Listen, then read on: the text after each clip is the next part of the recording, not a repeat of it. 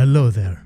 Hang on tight and watch this video till the end, because you're in for a wild ride filled with all sorts of advice. Some are weird, some even weirder, and plenty of funny moments too.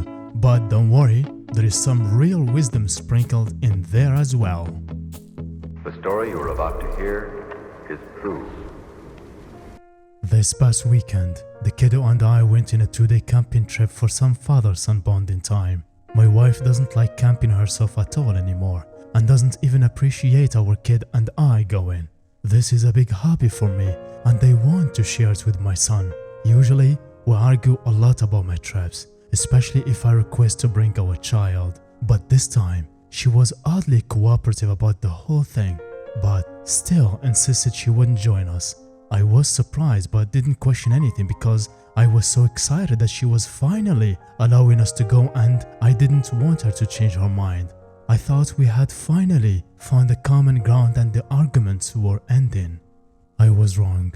We had a great trip and returned back on Monday. We expected to come home to an empty house as my wife should have been at her office for a few more hours. I walked the kid up to his room as he was exhausted and ready for a nap. After, I walked into our bedroom to find a naked man in my bed. I recognized him as my wife's co-worker whom I have met numerous times at her work functions. At first, I was in disbelief and even wondered if I was in the right house. Then, my wife walked out of our bathroom, also naked, and I had no more doubts. She looked petrified when she saw me. I have never been so angry. I yelled at the guy to get out of my house so I could speak to my wife. He grabbed his clothes and left. Then we started arguing. I never yell at my wife. We always want to keep things civil for our son. But I was so hurt. I was screaming. Then my wife decided to get defensive, saying it's not her fault that I am barely around and camp so much, even though I hardly go on trips anymore because she doesn't like it. She says, "That's what drove me to do this, your neglect to this family." I was in tears at that point. I just don't understand how her cheating could be my fault. When I turned around to leave, my son was standing on the doorway and I felt terrible for yelling. I quickly consoled him, but my wife snapped at me again, telling me to get my hands off him. Now she won't speak to me and says I can't see my child until I apologize. Apologize for what? She said we could go on this trip. She planned to cheat and that kills me. It makes me wonder if she has done this before. I am stuck staying with my parents right now. I don't know what to do. I want to see my son. I'm worried. I really scared my child and of course I would apologize to him. Just not to my wife. But maybe it is my fault? What do you think, guys? The advices. Feminist advice. You absolutely need to apologize to her. It's your responsibility because you neglected to address her needs while concentrating on bonding with your kid. Remember, she's a human being with her own need for happiness, and it's essential to consider her feeling rather than being selfish prick. Extreme religious advice.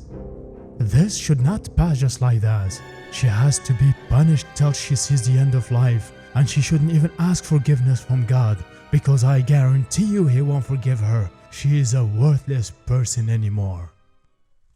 Some other religious advice. God is good, and he sees good in everyone. She made an unforgivable mistake, but she can be forgiven. Send your wife so she can share with us her sin, and we will forgive her. So God will do the same. The address is 99 Avenue number, not sure where, until you see it. Matrix advice. Every problem arises with a reason, indicating that everything can be resolved. It's all begin with forgiveness and trying to understand the other person's perspective. Also, visiting a marriage counselor together can help you in navigating through this challenging time. Considering you have a son, it's essential to fight for your marriage. She made an honest mistake, and mistakes can happen, and in this case, it was due to lack of intimacy. Work on fixing the issues and restoring your relationship. My humble advice.